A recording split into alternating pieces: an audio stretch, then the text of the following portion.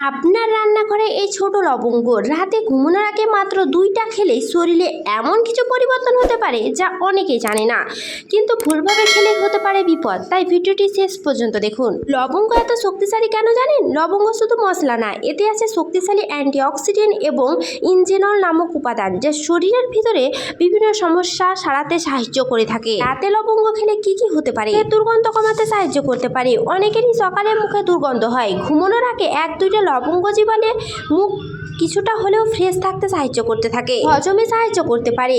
রাতে ভারী খাবার খেলে গ্যাস বা অস্বস্তি হয়। লবঙ্গ খেলে অনেক সময় হজম প্রক্রিয়া সাপোর্ট করতে পারে। কাশির হাত থেকে রক্ষা করে। অনেকেই কাশি বা গলা ব্যথার সময় লবঙ্গ খেয়ে থাকেন। গরম পানির সাথে লবঙ্গ খেলে গলা কিছুটা হলেও আরাম পেতে পারেন। শরীরে ক্লান্তি কমাতে সাহায্য করতে পারে। সারাদিন কাজের পর শরীর ক্লান্ত লাগে, তাই না? লবঙ্গ কিছু উপাদান শরীরে সতেজ অনুভূতি দিতে সাহায্য করতে পারে। পুরুষরা কেন নিয়ম করে খান? অনেকে বিশ্বাস করেন নিয়ম মেনে খেলে লবঙ্গ শরীরে এনার্জি ও স্ট্যামিনা ভালো রাখতে সাহায্য করতে পারে। তবে অতিরিক্ত আশা না করে পরিমিতভাবে খাওয়াই ভালো। কিন্তু মনে রাখবেন, অতিরিক্ত লবঙ্গ খেলে গ্যাস্ট্রিক, জ্বালাপোড়া বা অ্যালার্জির সমস্যা হতে পারে।